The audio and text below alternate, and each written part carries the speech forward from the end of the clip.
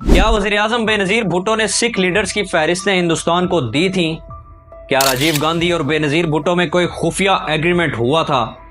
پاکستان کی کہانی کی اس قسط میں ہم آپ کو یہی سب بتائیں گے۔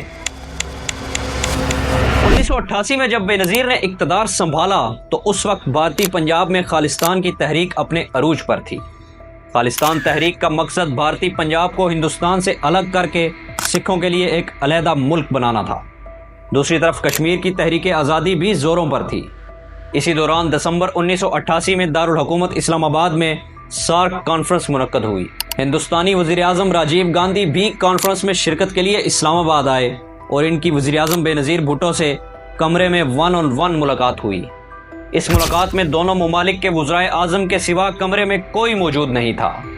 ایسی 1 on 1 ملاقات کرنا بے نظیر کی ایک بڑی سفارتی غلطی تھی، کیونکہ وزیر اعظم ملک کا نمائندہ ہوتا ہے اور اس کی کوئی ملاقات ذاتی نہیں ہوتی۔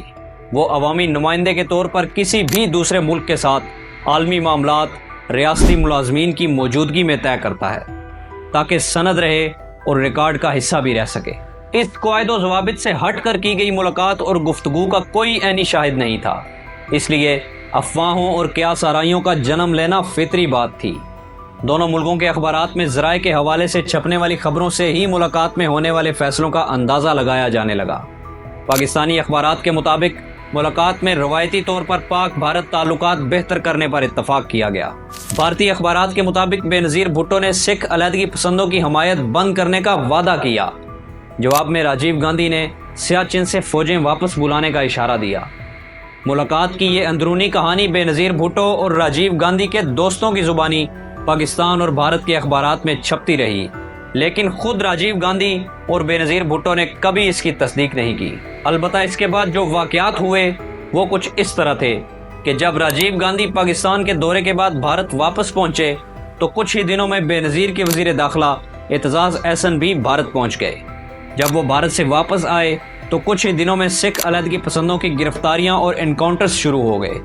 اس سے یہ بات پھیل گئی کہ اعتزاز احسن دراصل سکھ علیحدگی پسند لیڈرز کی فہرستیں بھارت کو دے چکے ہیں۔ اسی دوران بھارت کے وزیر داخلہ بوٹا سنگھ نے بھی ایک بیان دے ڈالا جس میں انہوں نے کہا کہ پاکستان کشمیر کے علیحدگی پسندوں کو ٹریننگ دے رہا ہے، لیکن پاکستان نے خالصتان تحریک کی حمایت ختم کرنے کا اپنا وعدہ پورا کر دیا ہے اور اب وہ سکھ علیحدگی پسندوں کی کسی قسم کی کوئی مدد نہیں کر رہا۔ خالصتان تحریک کے ایک لیڈر امرجیت سنگھ نے بھی بے نظیر پر یہ الزام عائد کیا کہ ان کے اقدامات کی وجہ سے خالصتان تحریک کو نقصان پہنچا ہے۔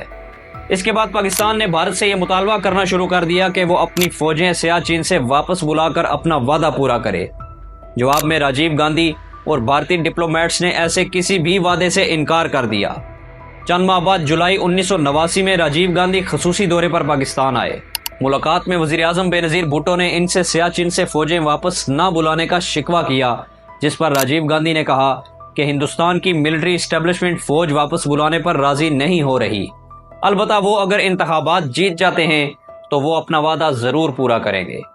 لیکن راجیو گاندھی انتخابات میں ناکام ہو جاتے ہیں اور اس طرح یہ وعدہ صرف وعدہ رہ جاتا ہے۔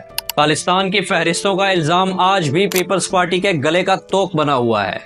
پیپلز پارٹی کے سیاسی مخالفین آج بھی اس الزام کو بنیاد بنا کر انہیں غداری کا سرٹیفکیٹ دیتے نظر آتے ہیں۔ اس دور کے وزیر داخلہ اعتزاز احسن اس الزام کے بارے میں وضاحت دیتے ہوئے کہتے ہیں کہ اگر میں نے ایسی کوئی لسٹیں دی ہوتی تو مجھے اب تک پھانسی ہو گئی ہوتی، کیونکہ ایسا ممکن ہی نہیں کہ ISI کی کوئی لسٹ کسی سویلین کے ہاتھ آئے اور وہ اسے انڈیا کو دے آئے۔ اتنے آرمی چیف آئے، DG ISI آئے اور میں کہتا رہا کہ میرا ٹرائل کرو، لیکن ایسا کبھی نہیں ہوا۔ سابق DG ISI جنرل حمید گل، جنہیں بے نظیر نے اس عہدے سے ہٹایا تھا اور انہیں پیپلز پارٹی کا سخت نظریاتی مخالف بھی سمجھا جاتا ہے، انہوں نے بھی ایسی کسی فہرست سے انکار کیا تھا۔ بے نظیر اور نواز شریف کی ایک دوسرے کے خلاف بیانات اور انتخابی لڑائی کی کہانی بھی ہم نے آپ کو پچھلی اقساط میں سنائی تھی، لیکن ان کی یہ لڑائی انتخابات کے بعد بھی جاری رہی۔ نواز شریف وزیر اعلیٰ پنجاب تھے اور بے نظیر وزیر اعظم۔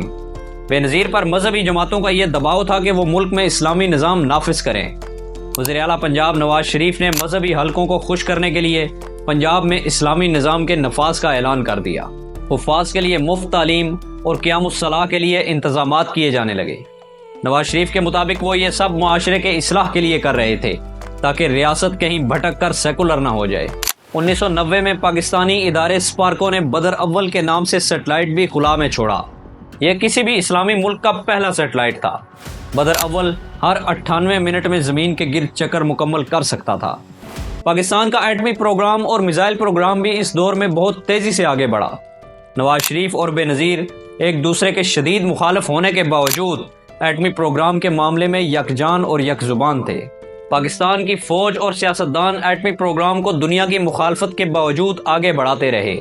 یہ سب کچھ چل رہا تھا کہ ملک میں علماء کی جانب سے عورت کی حکمرانی کے خلاف فتوے آنا شروع ہو گئے۔